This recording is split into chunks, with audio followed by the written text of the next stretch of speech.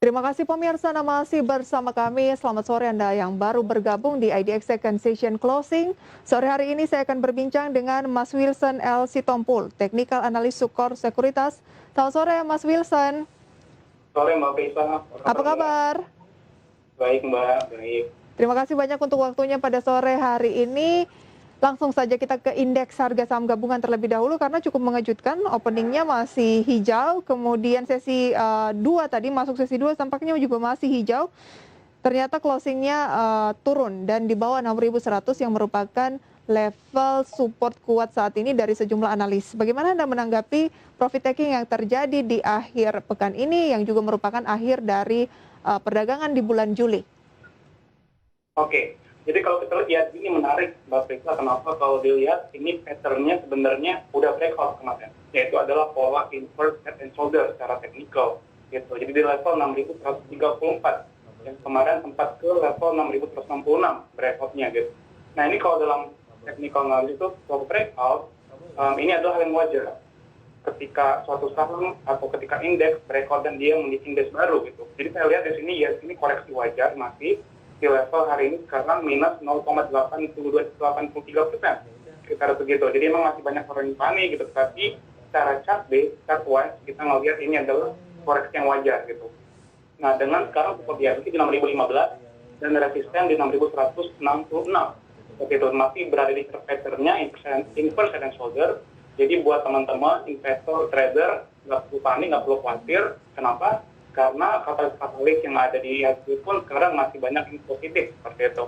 Nanti kita akan bahas contohnya dari vaksinasi, dari PMI, dan juga dari indeks keyakinan konsumen, serta juga PPKM yang diperpanjang 2 Agustus meskipun diperpanjang, tetapi udah ada pelonggaran dari pemerintah untuk tetap memperdulikan situasi ekonomi kita seperti agar kita tidak mengalami resesi seperti tahun lalu. Kurang lebih secara singkat seperti itu Mbak Prisa. Bagaimana dengan IMF yang memangkas proyeksi pertumbuhan ekonomi sejumlah negara termasuk Indonesia? Ya, kalau kita lihat memang kemarin IMF menurunkan target pertumbuhan ekonomi Indonesia. Dan juga kalau kita lihat selain IMF, Bank Indonesia pun menurunkan, dari Kementerian Keuangan pun menurunkan. Ini karena apa? Karena kemarin itu ada PPKM seperti itu. PPKM ini yang kalau kita lihat membatasi masyarakat, ini memberikan impact kepada industri-industri yang non-esensial juga seperti itu. Kalau lihat ini dari Bank Indonesia pun menurunkan pertumbuhan ekonomi kita proyeksi dari 4,1 sampai 5,1 menjadi 3,8%. Sementara dari kalau kita lihat dari Kementerian Keuangan itu dari 3,7% sampai 4,5% seperti itu. Jadi apakah itu tidak akan merusak sentimen positif yang ada?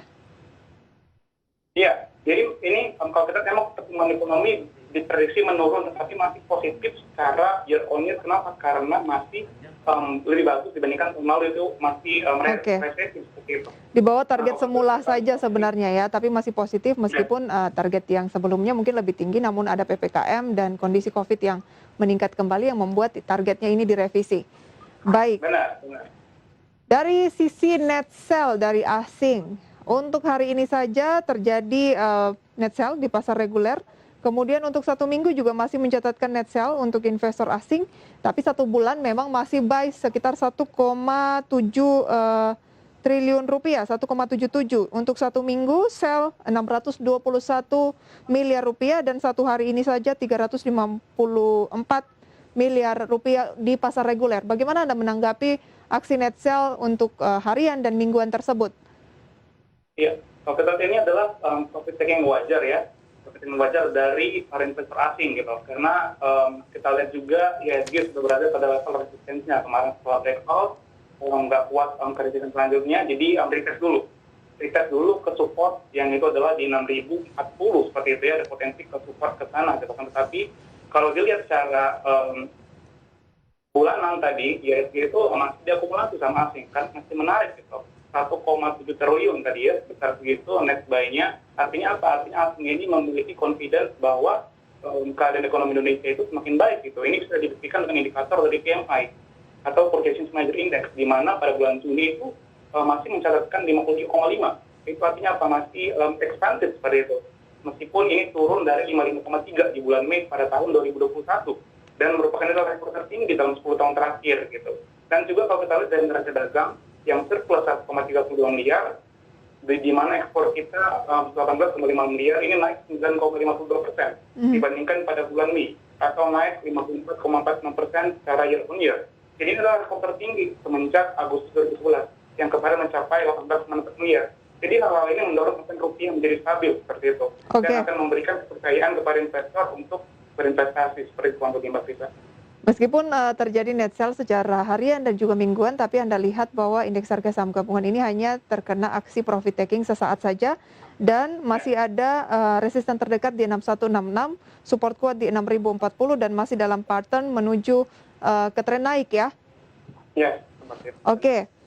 Kita review penutupan hari ini. Astra International memimpin net foreign buy atau paling banyak dilakukan pembelian oleh investor asing meskipun IHSG koreksi dan tercatat di pasar reguler secara akumulatif net sell, tapi ramai-ramai memborong Astra International. Astra tadi sempat naik 3% sebelum akhirnya ditutup cuma 1,5% saja dengan net foreign buy mencapai 49,8 miliar rupiah. Nomor 1 nih dari sejumlah emiten di bursa.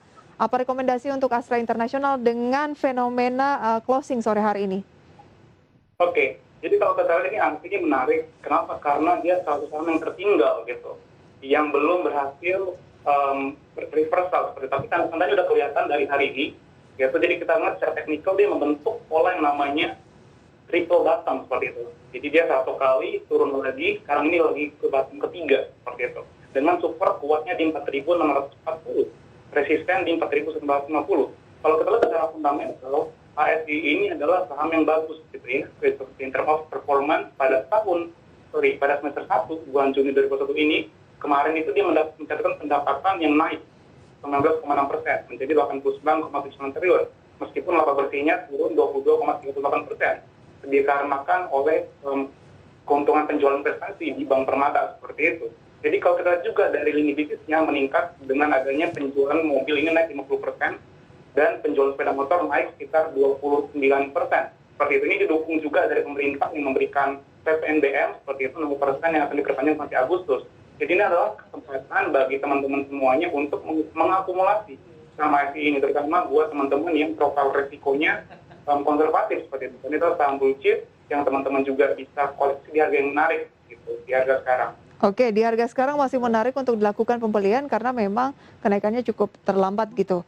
Tapi dengan kenaikan yang sudah ada ke 4720 saat ini, apakah Anda tidak melihat akan terjadi aksi profit taking untuk jangka waktu sesaat, mungkin awal pekan depan, yang membuat lebih disarankan beli di level bawah atau buy on weakness?